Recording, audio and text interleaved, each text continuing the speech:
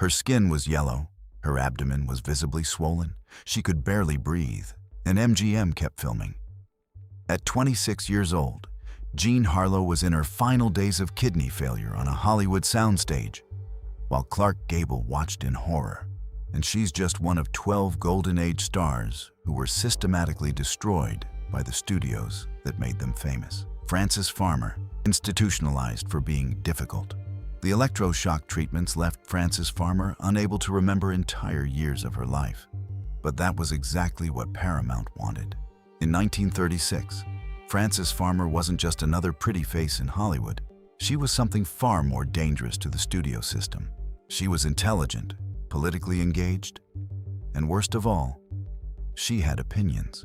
The 22-year-old actress had just signed with Paramount Pictures, and the studio immediately began marketing her as the next fresh-faced ingenue, the wholesome girl next door who would say her lines and smile for the cameras. But Frances had other plans. She questioned the studio system openly in interviews. She refused to attend publicity stunts she considered beneath her dignity. She dated whom she chose, not whom the studio approved. She spoke her mind about social issues, labor rights, and political causes that made studio executives deeply uncomfortable. In an era when stars were expected to be grateful, compliant, and controllable, Frances Farmer was none of these things. Paramount's response was swift and calculated. When Frances pushed back against their demands, they suspended her, not once, but repeatedly. Each time she refused a publicity appearance or questioned a script assignment, the studio would punish her with suspension, cutting off her income and making it clear who held the power. At first, the suspension seemed like typical studio punishment. A week without pay here, 2 weeks there. But then Paramount deployed something more sinister. They began planting stories in gossip columns. Frances Farmer arrived intoxicated to set. Frances Farmer in a screaming match with the director. None of it was true, but the narrative was set. The Whisper campaign was systematic. Where Frances saw herself as principled, the press painted her as troubled. Where she was independent, they called her rebellious. Where she was outspoken, they labeled her hysterical. The breaking point came in 1942. Frances was arrested for driving under the influence, a relatively minor offense that might have been quietly handled for a more compliant star. But for Frances, who had spent years defying the studio, Paramount saw an opportunity. Rather than pay her legal bills or support her through the incident, the studio made a phone call to Frances's mother, Lillian. What happened next remains one of Hollywood's darkest secrets. With the studio's full knowledge and apparent approval, Lillian had her daughter committed to a psychiatric institution. Frances wasn't mentally ill in any clinical sense. She was exhausted, angry, and yes, consuming alcohol excessively, but she wasn't insane. None of that mattered. The studio wanted her gone, and her mother wanted control. The psychiatric system of the 1940s asked very few questions when families wanted someone committed. For the next 5 years, Frances Farmer disappeared into a nightmare. The first treatment lasted 3 hours. Insulin injected until her body convulsed in seizures. Then electroshock. No anesthesia in 1943. Just raw voltage burning through her brain. Those who saw her afterward said she didn't recognize her own face in the mirror. But that was just the beginning. Week after week, treatment after treatment, each one designed to break resistance. She was confined to institutions where she was subjected to brutal treatments that were standard psychiatric care in that era. Hydrotherapy, where patients were wrapped in ice-cold sheets or blasted with fire hoses. Electroshock treatments administered without anesthesia, again and again. Whether Frances underwent a lobotomy remains disputed by historians, but what's certain is that she endured years of treatment designed not to heal, but to break the human spirit. 5 years of this. 5 years of systematic destruction. The brilliant, independent woman who had dared to question the studio system was being erased. When Frances emerged from institutionalization in the late 1940s, she was unrecognizable. The fire was gone. The defiance had been extinguished. She was docile, compliant, and broken. She attempted to revive her career with small television appearances and low-budget films. But the woman on screen bore little resemblance to the vibrant actress of the 1930s. She seemed to move through life in a fog, the treatments having stolen something essential from her. Friends found her staring into space for hours, unable to recall entire years of her life. The electroshock had worked exactly as intended. Frances spent her remaining years in relative obscurity, working occasionally, but never recovering her former status, or, more importantly, her former self. She passed away in 1970 at age 56 from throat cancer. The woman who had dared to be difficult, who had refused to smile and curtsy on command, had been systematically destroyed as a warning to every other star who might consider defying the system. Paramount had made their point. Defy us. And this is what happens. Marilyn Monroe, the contract that owned her body contract clause 7B, studio reserves right to approve subjects' weight, appearance, and public escorts. Clause 12, studio may suspend without pay for weight gain exceeding 5 pounds. This wasn't a prison sentence. This was Marilyn Monroe's contract with 20th Century Fox. When Norma Jean Mortensen signed her contract with the studio in the early 1950s, she believed she was stepping into a dream. Instead, she was signing away herself. The studio didn't just want to make her a star, they wanted to own her completely. And the contract she signed gave them exactly that power. Norma Jean became Marilyn Monroe through pure studio manufacture. They changed her name, transforming the nobody into somebody. They bleached her naturally light brown hair to platinum blonde, a color so iconic it would define her forever. But the transformation went far beyond hair dye and a new name.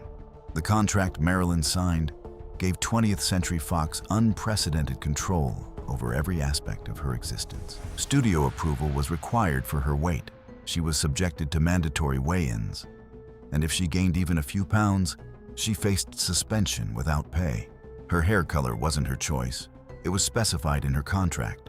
Even her clothing choices in public required studio approval. She couldn't be photographed in anything that contradicted the image Fox had created. Her social appearances were controlled. She was required to attend events with studio-approved escorts, often actors that Fox wanted to promote or create publicity romances with. Her personal relationships needed approval. Her body, legally, belonged to the studio.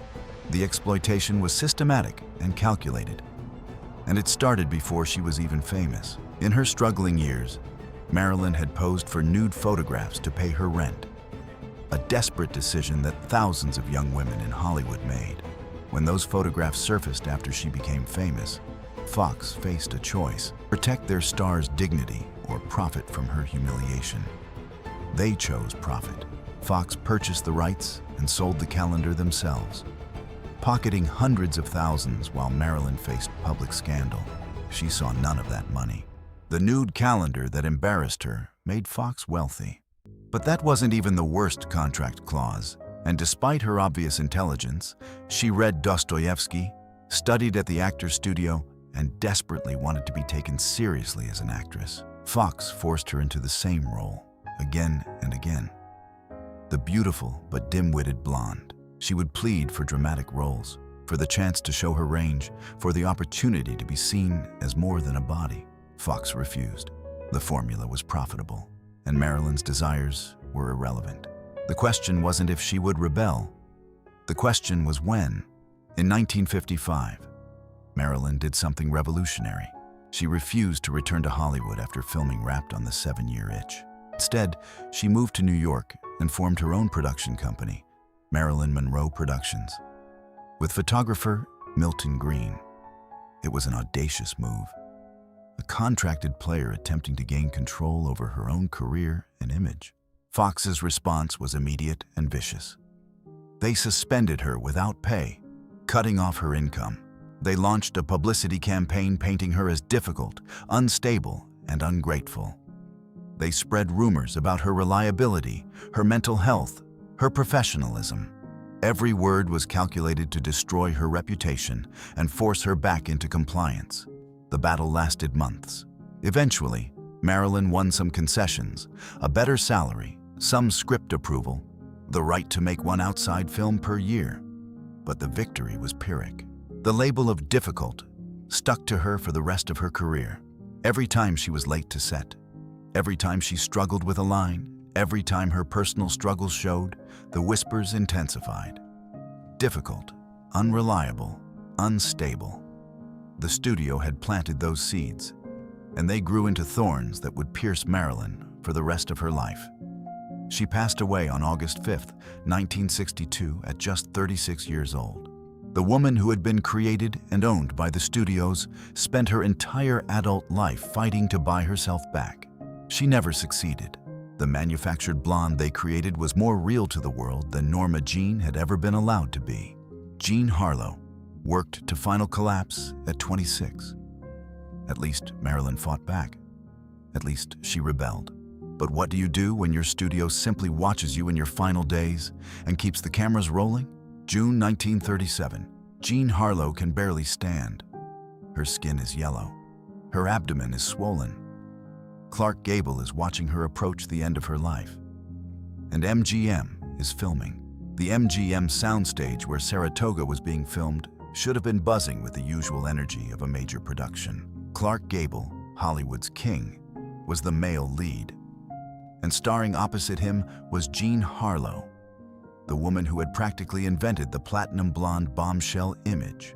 At 26, Jean was MGM's biggest female star, the actress who had shocked audiences with her frank sensuality in films like Red Dust and Dinner at 8.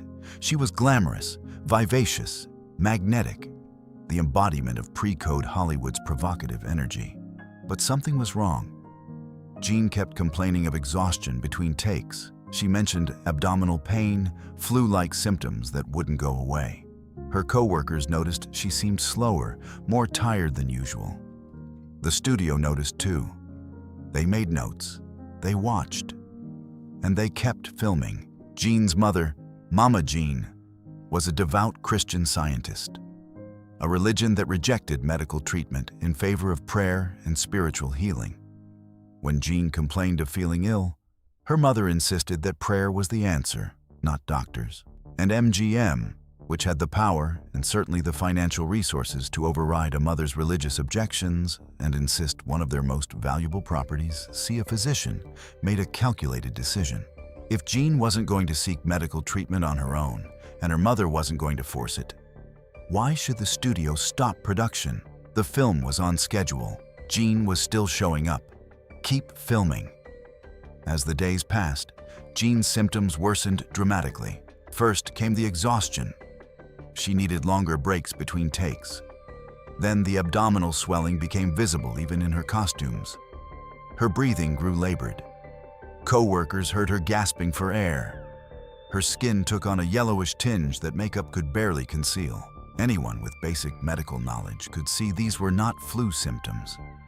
These were signs of something seriously, dangerously wrong. But MGM kept the cameras rolling. Clark Gable would later recount, with obvious horror and guilt, that he watched Jean approaching the end of her life before his eyes while they filmed their scenes together. He could see her struggling, see her body shutting down. And yet, production continued. The schedule was sacred. The budget was sacred. Jean Harlow's life was negotiable. On May 29, 1937, Jean finally collapsed on set. Only then, when she physically couldn't stand up in front of the cameras, did MGM allow production to stop. She was rushed to Good Samaritan Hospital in Los Angeles, where doctors diagnosed acute kidney failure, specifically uremic poisoning. Her body had been shutting down for weeks, and now it was too late. Her kidneys had failed so completely that toxins were flooding her system. She slipped into a coma. She passed away 6 days later, on June 7, 1937. She was 26 years old. MGM had prioritized the production schedule over a human life and lost the gamble. But they didn't lose money. Saratoga was completed using a body double for Jean's remaining scenes, shot carefully so audiences couldn't tell the difference. When the film was released, Morbid curiosity drove huge audiences to see Jean Harlow's final performance. Saratoga became MGM's highest-grossing film of 1937. Jean Harlow's passing had made them a fortune. The studio that had watched her decline and chosen profit over her survival now profited from her demise. The 26-year-old woman, who had brought so much pleasure to millions, had been working until her body gave out. And in her final weeks, no one with the power to save her chose to do so. Veronica Lake, trapped by a trademarked hairstyle. If you think that's horrifying, wait until you hear what Paramount did to a hairstyle. The pain was constant. The weight of the hair pulled on one side of her neck, creating chronic pain that lasted for years. But Paramount's trademark lawyer had been very clear. The peekaboo hairstyle was Paramount property, and Veronica Lake's contract required her to wear it every single day. In 1941, Veronica Lake was barely out of her teens when one careless moment on a film set changed her life forever. During the filming of I Wanted Wings, her long blonde hair fell across her face, covering one eye. The director loved the look. It was sultry, mysterious, and different. They kept it. And with that simple choice, Veronica Lake's identity was born, and her prison was built. The peekaboo hairstyle became an instant sensation. Women across America rushed to salons, asking for the Veronica Lake look. Paramount Pictures recognized they had created something special, not just a star, but a marketable image. So they did what studios did. They trademarked it. The hairstyle legally belonged to Paramount, and Veronica's contract was amended to specify that she must wear the peekaboo style in every film, every public appearance, every publicity photograph. This wasn't a request or a suggestion. It was a contractual obligation. For 4 years, from 1941 to 1943, Veronica Lake wore that hairstyle every single day of her professional life. And it was agony. The thick blonde waves, positioned to cover one eye, were extraordinarily heavy. Pounds of hair, pinned and styled and sprayed, all pulling to one side. The constant weight on one side of her head caused chronic neck pain that worsened month after month. She would wake up with headaches. She couldn't turn her head fully to the right without sharp pain shooting down her spine. The hair covering her face limited her field of vision, making it difficult to perform, to see her co-stars, to move naturally. She walked into the furniture. She missed her marks. And from an artistic standpoint, the hairstyle was a cage. It obscured half her face, hiding her expressions and limiting the range of emotions she could convey on screen. Directors cast her in the same type of role again and again. The mysterious femme fatale, the sultry nightclub singer, because the hairstyle dictated who she could be.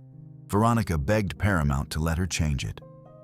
She explained about the neck pain, showed them the muscle spasms, the limited range of motion in her neck. She explained the vision problems, the artistic limitations. She pleaded for variety, for the chance to show her range as an actress. Paramount refused every single time. The look was trademarked. It was merchandised. Women were buying peekaboo hairpins, peekaboo accessories. The hairstyle was making money, and Veronica's pain was irrelevant. But what happens when the government itself orders you to cut it? Then came 1943 and America's entry into World War II. Women were flooding into factories to support the war effort, operating heavy machinery in munitions plants and aircraft facilities. And a terrible problem emerged. Long hair was getting caught in the machinery, causing horrific injuries and even tragic losses. The United States government, desperate to address the safety crisis, approached Hollywood for help. They asked Veronica Lake to cut her hair publicly for a war bond campaign, showing American women that patriotism meant safety, and safety meant shorter hair. Veronica saw her chance and took it.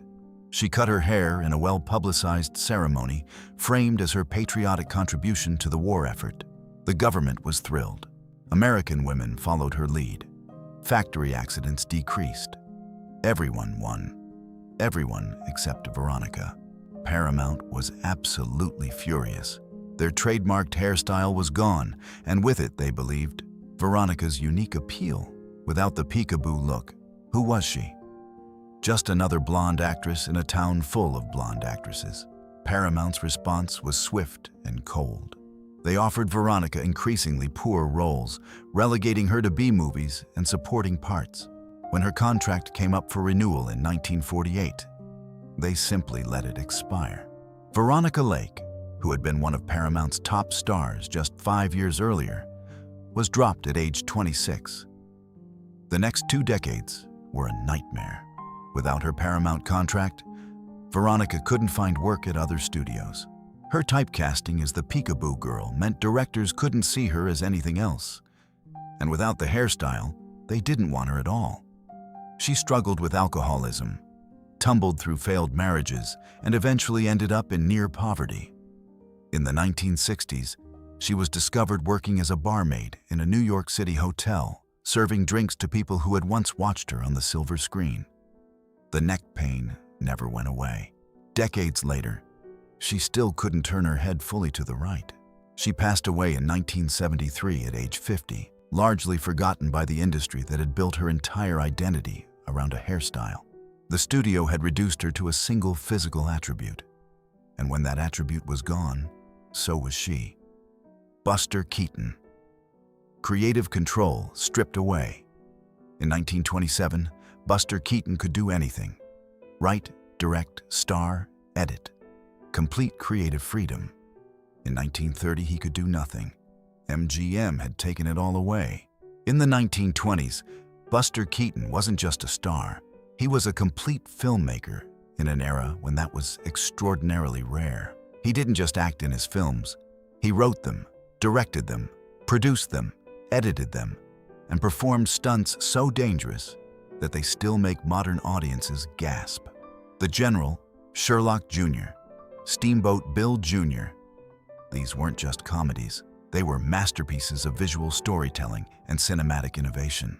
Keaton had complete creative control over every aspect of his work, and that independence allowed him to create some of the most enduring films in cinema history.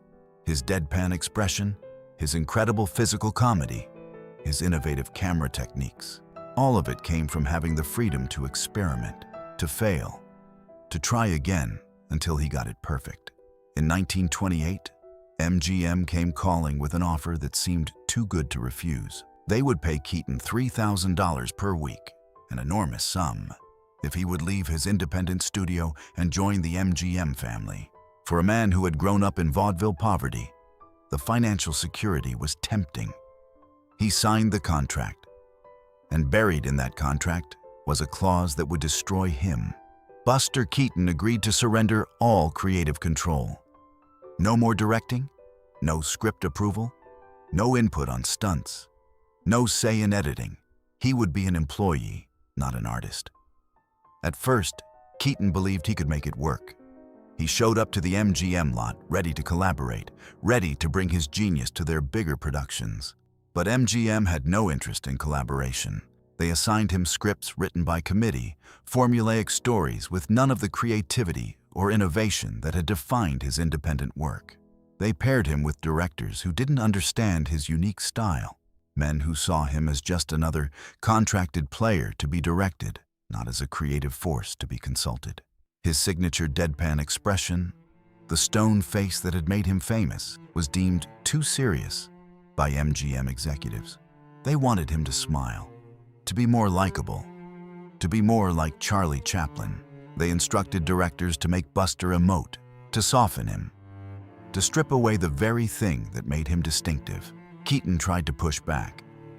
He suggested script changes, offered ideas for gags and stunts, and attempted to bring some of his creative vision to the productions. He was ignored. He was an actor now, not a filmmaker. His job was to show up, say the lines, hit his marks, and go home. Every ounce of creative control he had spent years mastering was taken away. And without that control, his films at MGM were lifeless. They performed poorly at the box office. Critics who had praised his independent work were baffled by the mediocrity of his MGM pictures. But no one blamed the studio system that had handcuffed a genius. They blamed Buster Keaton, and that's when he realized he had lost everything. Friends found him in his dressing room one afternoon in 1933, unable to stop crying, a bottle of whiskey in his hand. "They took it all," he kept saying. "Everything I built, they took it." This was Buster Keaton, the man who never smiled on screen, who faced down trains and waterfalls without flinching, reduced to this. Within 5 years of signing with MGM, his career collapsed entirely. In 1933, MGM dropped his contract, deeming him box office poison. The man who had been one of cinema's greatest innovators was suddenly unemployable. The alcoholism would claim the next 30 years of his life. His marriages fell apart. He lost his money. He ended up taking any work he could get. Bit parts in other people's films, commercial work, industrial training videos. He was reduced to the status of a has-been, a forgotten relic of the silent era. Keaton passed away in 1966 at age 70. By then, film scholars were beginning to rediscover his independent work and recognize his genius. But it was too late for him to enjoy the Renaissance. MGM had taken one of cinema's greatest artists and systematically destroyed him by taking away the one thing that mattered most: his creative voice. If these stories are shocking you, subscribe to make sure you don't miss what we're about to reveal about Clara Bow. It's worse than you think. Clara Bow, exploited then abandoned Paramount, built Clara Bow into America's it girl. They marketed her image aggressively, profited enormously from her appeal, and made millions. Then, when scandal gave them an excuse, they dropped her at age 25 and spread whispers that she'd brought it on herself. In the late 1920s, Clara Bow was more than just a movie star. She was a cultural phenomenon, the embodiment of everything modern and exciting about the jazz age. They called her the It Girl, and everyone understood what it meant. That indefinable quality of magnetism, vitality, and frank appeal that couldn't be manufactured. Clara had it naturally. She was exuberant, authentic, completely natural on camera in an era when most actresses were still performing in the theatrical style of the silent era. Paramount Pictures recognized what they had in Clara and built her into their biggest female star, marketing her image aggressively. She was box office gold, earning the studio millions of dollars. But by 1931, everything was changing. Sound had arrived, and Clara's thick Brooklyn accent was proving difficult for audiences raised on theatrical diction. She was exhausted after years of grueling studio demands. Paramount had worked her relentlessly, sometimes filming multiple pictures simultaneously to maximize her earning potential. And she was suffering from severe anxiety, what we would today recognize as panic attacks. Though in 1931 there was little understanding or sympathy for such conditions, she would hyperventilate before scenes. Her hands would shake so badly she couldn't hold props. Then came the scandal. Clara's personal secretary, a woman named Daisy DeVoe, was arrested for embezzlement. And in a calculated act of revenge, DeVoe sold stories to the tabloids, claiming Clara had hosted wild parties and engaged in affairs with dozens of men, including the entire USC football team. Most of it was fabricated, exaggerated, or outright invented. But the scandal was enormous. This was the moment when Paramount Pictures faced a choice. Would they stand by the star who had made them wealthy? Clara Bow had worked herself into physical and mental exhaustion for their benefit. She deserved their loyalty and their protection. They could have defended her, challenged the lies, used their enormous publicity machine to protect their star. Instead, they saw an opportunity. Clara's expensive contract was becoming a liability. Her accent was a problem for talkies. Her anxiety was making her difficult to work with. And now, this scandal has given them the perfect excuse. Paramount made a business decision. They would use the scandal as justification to terminate Clara's contract. They spread whispers through the industry about her being unstable, unprofessional, someone who had brought scandal upon herself through her wild lifestyle. The message was carefully crafted. We gave her everything, and look how she repaid us. Paramount dropped Clara in 1931. She was 25 years old, at what should have been the peak of her career. The studio that had built their fortune on her image now condemned her for that very image. She was too sensual, too wild, too real. The same qualities they had marketed as her greatest assets were now her greatest liabilities. Clara attempted a few films at other studios, but the anxiety was overwhelming. She suffered nervous breakdowns, unable to cope with the betrayal and the public scrutiny. The panic attacks became so severe she couldn't leave her house for days at a time. By 1933, at age 28, she retired from films entirely. She spent the next 3 decades living in near isolation in Los Angeles, struggling with mental health issues that went largely untreated. She passed away in 1965 at age 60, having spent far more of her life in obscurity than she ever spent in fame. The studio had built her up as a commodity, profited enormously from her appeal, and then used scandal as an excuse to discard her when the business calculus changed. Rita Hayworth, Latina identity painfully erased. The needle pierced her skin, a burning sensation. Then searing pain as the electrical current destroyed each individual follicle. This went on for hours. Pierce, burn, along her entire hairline. When the session ended, her forehead was raw meat, red and weeping, so swollen she couldn't touch it without crying out. And tomorrow, they'd do it again, for over a year. This was the price Margarita Carmen Cancino paid to become Rita Hayworth. In 1918, Margarita Carmen Cancino was born into a show business family in Brooklyn, New York. Her father, Eduardo Cancino, was a professional Spanish dancer. And from the time Margarita could walk, she was training to follow in his footsteps. By age 12, she was performing professionally as his dance partner, traveling to venues throughout California and Mexico. She was extraordinarily talented, a natural dancer with grace and charisma that captured audiences. But when Columbia Pictures scouts saw her performing in Tijuana in the mid-1930s, they didn't see a star. They saw potential. Potential that was being held back by one major problem. She was too ethnic. In the 1930s, Hollywood had very rigid ideas about what a leading lady should look like.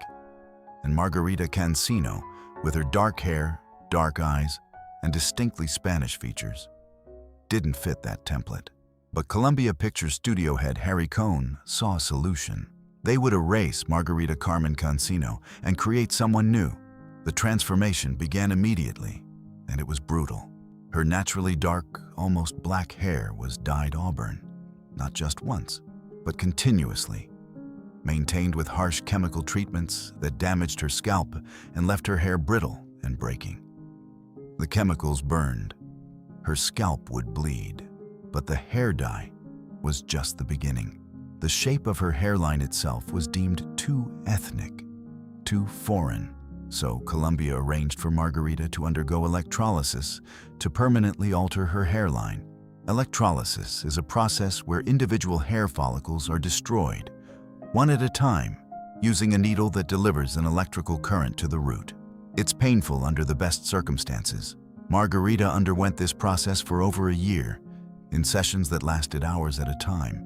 The needle would pierce her skin repeatedly, burning out each individual follicle along her hairline to make it appear higher, more refined, less Latin. Her forehead was left raw, red, and swollen after each session. The pain was significant. But Columbia insisted. Her natural hairline was unmarketable. Her name was changed. Margarita Carmen Cancino became Rita Hayworth. Hayworth was her mother's maiden name, chosen because it sounded more Anglo-American. The studio fabricated a more acceptable background for her, coaching her to hide any mention of her Spanish father or her years performing in Mexican venues. She was forbidden from speaking Spanish in public, even though it was her first language. Every trace of Margarita Cancino was systematically erased. The woman who emerged from this transformation was Rita Hayworth, the ultimate all-American goddess. She became one of Hollywood's biggest stars in the 1940s, the woman who defined glamour in films like Gilda and CoverGirl. Soldiers in World War II carried her pinup photos. She was, for a time, the most famous woman in the world. But behind the glamour was a profound loneliness. "They go to bed with Gilda and wake up with me," Rita once said. in a moment of painful honesty. She recognized that no one wanted the real woman. Not the studios who had created Rita Hayworth from Margarita's bones. Not her husbands, who married the image and were disappointed by the person. Not the fans who demanded Gilda in every public appearance. In her later years, Rita began showing signs of cognitive decline. She would forget where she was, become confused during conversations, struggle with basic tasks. For years, this was dismissed as alcoholism or emotional instability. It wasn't until after her passing in 1987 that her daughter revealed Rita had been suffering from early-onset neurological deterioration. The disease had stolen her memories, and perhaps, in a cruel way, there was a mercy in that. Margarita Cancino had been so completely erased to create Rita Hayworth that maybe there wasn't much authentic left to remember. The woman who had endured years of painful treatments to alter her appearance, who had been forbidden from speaking her native language, who had spent her entire career pretending to be someone else. What memories did she have that were truly her own? Lana Turner, manufactured then discarded 21 years. That's how long MGM controlled Lana Turner. 21 years of weigh-ins, of approved dates, of scripted public appearances, and when she needed them most. When her daughter was defending her from violence, MGM walked away. The story of how Lana Turner was discovered has become Hollywood legend. So perfect it might be partially fabricated, but it captured the imagination nonetheless. In 1937, 16-year-old Judy Turner was allegedly skipping typing class at Hollywood High School when she stopped at Curry's Ice Cream Parlor on Sunset Boulevard. A man approached her, Billy Wilkerson, publisher of The Hollywood Reporter, and asked if she wanted to be in movies. Within months, she had a contract with MGM. Whether the soda fountain story was entirely true or somewhat embellished by MGM's publicity department doesn't really matter. What matters is that MGM took a teenage girl and manufactured a star from scratch. Judy Turner became Lana Turner. Her hair was bleached platinum blonde and styled in a specific way. Her eyebrows were plucked and redrawn. Her manner of speaking was coached. Her walk, her gestures, even her laugh were refined by MGM's stable of professionals whose job was to create stars. They crafted her image meticulously as the sweater girl, America's ideal teenager. Wholesome, approachable, girl next door pretty, but with just enough glamour to be aspirational.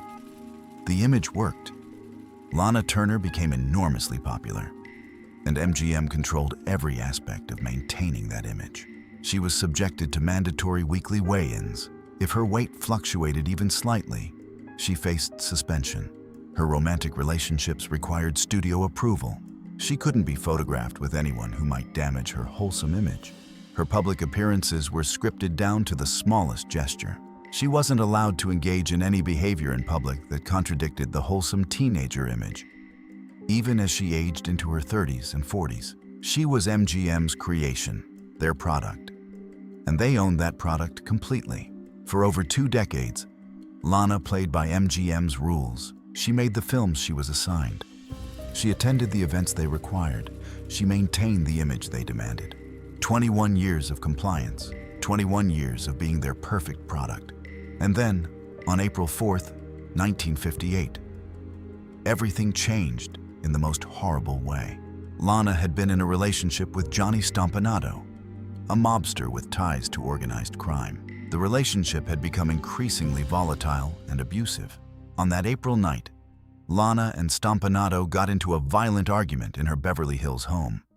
Lana's 14-year-old daughter, Cheryl, heard the fight escalating. She heard Stompanato threatening her mother's life. She took a knife from the kitchen and, in an act of protecting her mother, ended Stompanato's life. The ensuing investigation concluded that Cheryl had acted in justifiable defense of her mother. She was cleared of any wrongdoing, but the scandal was enormous. The details that emerged, the abusive relationship, the violence, the tragic outcome, completely shattered Lana Turner's carefully maintained, wholesome image. This was the moment when MGM had to decide who they were. Would they stand by the star they had created, support her through the most traumatic experience of her life? help her and her daughter cope with the aftermath of violence and tragedy? For 21 years, they had controlled every aspect of her life. For 21 years, she had been their loyal product. Now she needed them. Or would they protect their corporate image? MGM chose themselves. Lana's contract was ending in 1958. And rather than renew it and potentially be associated with the scandal, MGM simply let it lapse. The studio that had manufactured Lana Turner from 16-year-old Judy Turner, who had controlled every aspect of her life for 21 years, walked away. She was suddenly on her own, without MGM's protection or publicity machine. She continued working in films at other studios, but she never regained the status she'd had at MGM. The studio had treated her as a product for 2 decades, and when that product became associated with scandal and violence, even though she was the victim, they discarded it and moved on to the next wholesome blonde they could manufacture. Louise Brooks, blacklisted for choosing art. She created a masterpiece. She delivered one of the greatest performances in cinema history, and when she came home to Hollywood, every door was closed. In 1928, Louise Brooks was everything Paramount Pictures wanted in a rising star.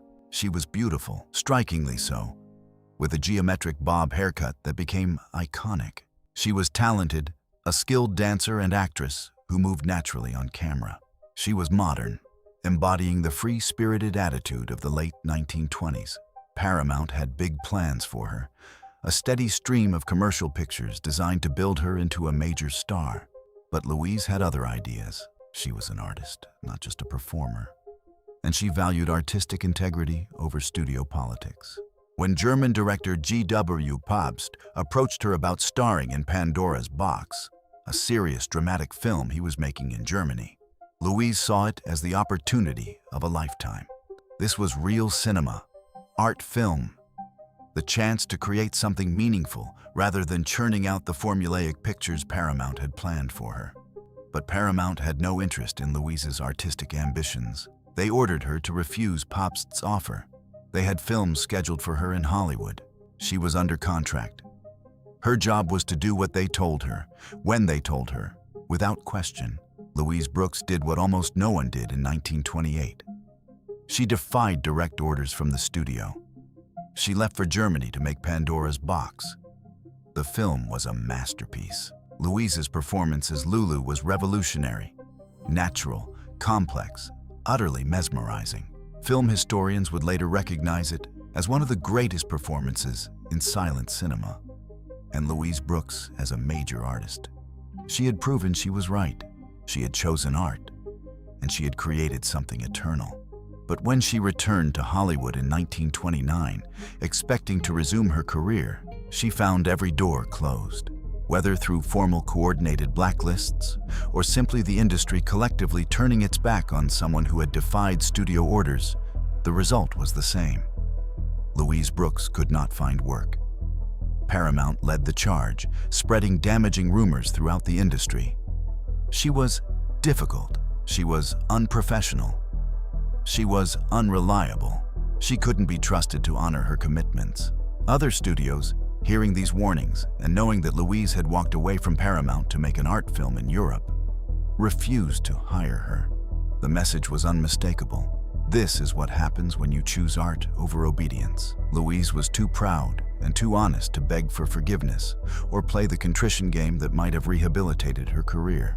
By age 23, she was effectively erased from American cinema. She spent the next decades in complete obscurity, working retail counters in New York department stores, struggling to pay rent on tiny apartments, wearing secondhand clothes, nearly forgotten. She watched from the sidelines as Hollywood continued without her, making commercial pictures she would have elevated with her talent. She would see her contemporaries in magazines, aging into character roles, still working, still celebrated. And she sold stockings at Saks Fifth Avenue. Only in the 1950s did French film critics rediscover Louise Brooks, writing passionate essays about Pandora's Box and recognizing her as a major artist whose career had been criminally cut short. But by then, she was middle-aged, living in a small apartment in Rochester, New York, Her career long over. The recognition came too late to revive her career or ease the financial struggles of her final decades. She passed away in 1985 at age 78, having spent far more of her life in obscurity than she ever spent in fame. Whether through formal blacklist or Hollywood simply refusing to forgive defiance, the industry had made Louise Brooks pay for choosing art over studio control. Bette Davis, crushed in court for fighting back one actress, didn't walk away. She didn't go quietly. She took Warner Brothers to court and fought them in front of the entire world. And the studio made absolutely certain she would never try it again. In 1936, Bette Davis stood at an impossible crossroads. She had just won the Academy Award for Best Actress for her performance in Dangerous, establishing herself as Warner Brothers' most talented dramatic actress. She was capable of extraordinary emotional depth and range, the kind of performer who could elevate any material she was given. But Warner Brothers wasn't giving her good material. Instead, they were forcing her into mediocre melodramas and formulaic programmers that wasted her considerable abilities. Film after film, she watched her talent being squandered on scripts that required nothing of her except to look beautiful and deliver lines. Bette pleaded with Warner Brothers executives. She begged for better roles, more challenging material, the chance to show what she could really do. They refused. She was under contract, they reminded her. A 7-year contract that gave them complete control over every film she made. Her job was to show up, say the lines, and be grateful for the opportunity.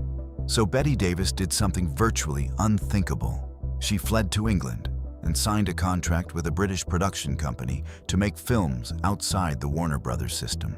It was a direct breach of her contract, and she knew it. But she believed that her artistic integrity was worth fighting for, even if it meant fighting the entire studio system. Warner Brothers immediately took legal action. The trial in the British High Court became international news, a classic David versus Goliath story of one actress standing up against the most powerful studio system in the world. Newspapers followed every day of testimony. Bette argued passionately in court that the 7-year contract standard in Hollywood were essentially a form of servitude. They gave studios absolute control over actors' entire careers and lives, while offering no protection for artistic development or personal dignity.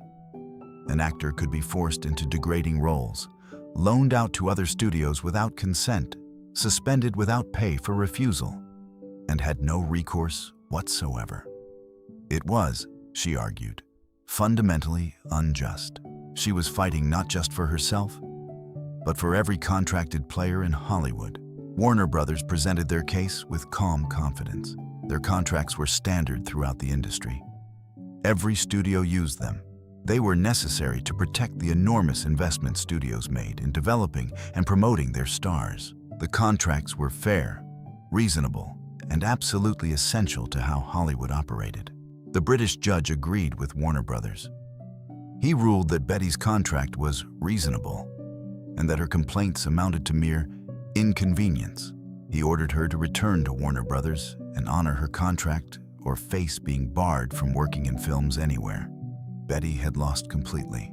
The most talented actress in Hollywood had challenged the system using the legal system itself, and she'd been decisively defeated. She returned to Burbank in defeat, and Warner Brothers made sure she understood the price of defiance. They suspended her for an entire year without pay, leaving her without income or work. 12 months of punishment, 12 months of watching other actresses work while she sat at home. When they finally put her back in front of cameras, they assigned her roles that were even worse than what she'd been getting before the lawsuit. Punishment assignments designed to humiliate her and remind her of her place. Her rebellion became a cautionary tale whispered throughout Hollywood. Every actor heard the story. Bette Davis challenged the system in court and was crushed. Don't try it. Eventually, Warner Brothers recognized that they were wasting genuine talent, and they began giving Bette better roles, films like Jezebel and Dark Victory that would define her career. But that came later, after she'd been sufficiently punished. The message had been sent and received throughout Hollywood. No one tried it again for years. The studios had proven they were untouchable. Which of these shocked you most? Comment below. And if there's a star you want us to investigate next, tell us. John Gilbert. Mayer's hostility destroyed his career across the most powerful man in Hollywood. John Gilbert was about to learn that some enemies are too dangerous to make. In 1927, John Gilbert stood at the absolute pinnacle of Hollywood success. He was MGM's highest-paid star, earning an astronomical $10,000 per week, more than any other actor in the industry. He was more popular than Rudolph Valentino had been before Valentino's untimely passing, a matinee idol whose romantic films sent audiences into raptures. Women adored him. Critics praised him. He was engaged to Greta Garbo, the most mysterious and desirable actress in the world. John Gilbert seemed untouchable. Then came his wedding day. The details of what happened have become Hollywood legend, though the truth remains murky. According to the story that circulated throughout the industry, John Gilbert was set to marry actress Ina Claire at a ceremony arranged at the home of MGM studio chief Louis B. Mayer. Mayer allegedly made insulting comments about Gilbert's bride, questioning her character or morals. Gilbert, protective of Ina, responded by physically confronting Mayer. Some versions say he pushed Mayer. Some say he struck him. Some say it was just a heated verbal argument. What's undisputed is that by the end of the day, John Gilbert had made an enemy of the most powerful man in Hollywood. And Louis B. Mayer was not a man who forgave or forgot. When sound films arrived in 1928 and 1929, many silent film stars struggled with the transition. Some had voices that didn't match their image. Some couldn't adapt their acting style from the theatrical gestures of silent films to the more natural performances sound required. John Gilbert's transition should have been smooth. His voice was actually quite good. Deep, cultured, pleasant to hear. Recordings of him speaking prove this. But something went very wrong with Gilbert's early sound films. His first few talkies were disasters. The dialogue was stilted, overly romantic to the point of absurdity, making even a talented actor sound ridiculous. The direction was hostile, offering him no guidance or support in adjusting to the new medium. He was miscast in roles that didn't suit his strengths. But here's what makes this story so chilling. We'll never know for certain if this was deliberate. Whether this was deliberate sabotage orchestrated by Louis B. Mayer or simply unfortunate circumstances remains debated by film historians. What's certain is that MGM did nothing to help John Gilbert transition to sound successfully, while they carefully managed the transitions of other stars they valued. Greta Garbo? MGM gave her the best scripts, the best directors, and careful coaching. Norma Shearer? Protected, guided, supported. John Gilbert? Left to fail, and Mayer's publicity machine spread damaging rumors. Gilbert couldn't handle sound. His voice was wrong. He was funny sounding. Other studios, hearing these whispers from the most powerful studio in Hollywood, wouldn't touch him. Within 3 years, John Gilbert went from MGM's highest-paid star to virtually unemployable. The man who had commanded $10,000 per week couldn't find work anywhere. He descended into alcoholism, drowning his confusion and bitterness in endless bottles. His confidence was shattered. His career was gone. He didn't understand what had happened, why his voice, which was perfectly fine, had somehow destroyed him. He passed away from a heart attack in January 1936 at just 38 years old. Broken, bitter, largely forgotten, the full truth of what Louis B. Mayer did or didn't do to John Gilbert may never be known. But this much is certain. Mayer had the power to save Gilbert's career and chose not to use it. Whether through active sabotage, assigning him terrible scripts, hostile directors, and damaging rumors, or through passive hostility, simply allowing him to fail without offering the support MGM gave other stars, the result was the same. The most powerful man in Hollywood destroyed one of its biggest stars. And Hollywood learned another lesson. Cross Louis B. Mayer at your peril. Fatty Arbuckle, innocent man, blacklisted to save the industry. The jury deliberated for 6 minutes. 6 minutes. They returned with a verdict of not guilty and did something unprecedented. They issued a written apology declaring Roscoe "Fatty" Arbuckle completely innocent. Justice had been served. And then Hollywood destroyed him anyway.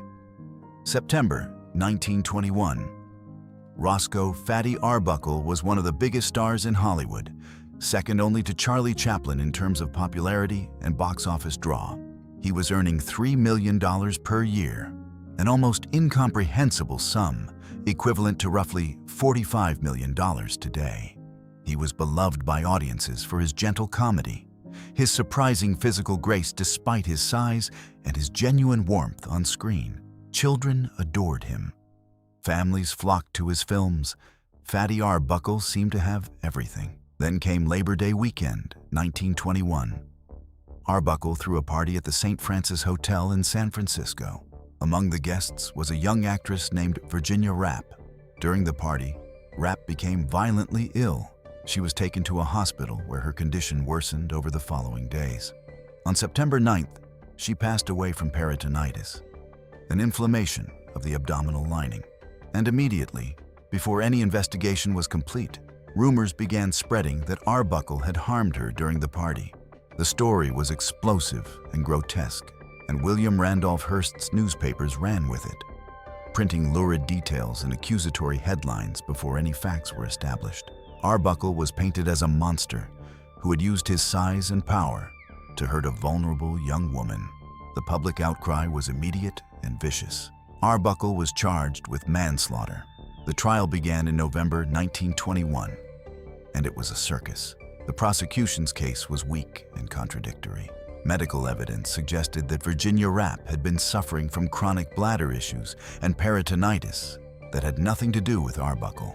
Witnesses for the prosecution changed their stories under cross-examination. The defense demonstrated that Rappe's illness had begun before the party, that Arbuckle had actually tried to help her when she became ill, and that there was no evidence whatsoever of any assault. The first trial ended in a hung jury, 10-2 for acquittal. A second trial in January 1922 also ended in a hung jury, this time 10-2 for conviction. The third trial began in April 1922, and this time the evidence was even clearer. Arbuckle was completely innocent. The jury deliberated for just 6 minutes. 6 minutes. And they returned with a verdict of not guilty. But they didn't stop there. The jury took the unprecedented step of issuing a written apology to Roscoe Arbuckle. Acquittal is not enough for Roscoe Arbuckle. We wish him success and hope that the American people will take the judgment of 14 men and women who have sat listening for 31 days to evidence that Roscoe Arbuckle is entirely innocent and free from all blame. 14 jurors, after hearing all the evidence, didn't just find him not guilty. They declared him completely innocent and apologized for what he'd been put through. Justice had been served. Arbuckle was exonerated. He should have been able to return to his career, to rebuild his life. But Hollywood doesn't care about justice. Hollywood cares about image. But Hollywood had other plans. While the trials were ongoing, the film industry had been under intense pressure from moral crusaders and reform groups who saw the Arbuckle scandal as proof that Hollywood was a den of sin and depravity. Studios were terrified that government censorship would be imposed if they didn't prove they could police themselves. So they made a collective decision. Roscoe Arbuckle would be sacrificed to prove that Hollywood took morality seriously. Despite his complete exoneration, despite the jury's apology, every major studio blacklisted Arbuckle.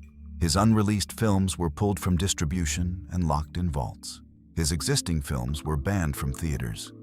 His name became poison. Will Hays, the newly appointed head of the Motion Picture Producers and Distributors of America, issued a formal ban preventing Arbuckle from working in films.